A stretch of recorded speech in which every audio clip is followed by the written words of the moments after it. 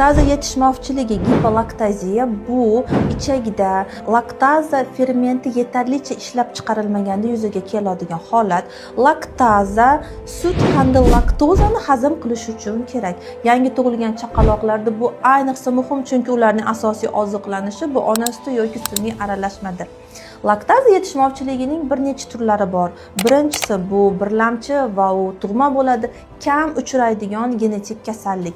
Ikkinchi turi bu tranzitor, ya'ni vaqtinchalik, asosan muddatidan oldin tug'ilgan chaqaloqlarda uchraydi va 2-3 oy mobaynida asta-sekin yo'q bo'lib ketadi.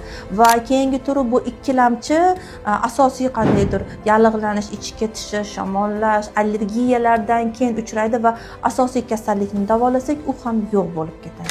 Laktaza yetishmovchiligi belgilari: suyuq ko'pikli nordon hidli najas, ortiqcha gaz to'planishi, ichak og'riqlari, emish yoki ovqatlanishdan keyin yig'lash, bezovtalik, ko'krak yoki sutli aralashmadan voz kechish, yetarlicha vazn yig'maslik yoki vazn yo'qotish. Laktaza yetishmovchiligi diagnostika va davo usullari haqida keyingi videoda gaplashamiz.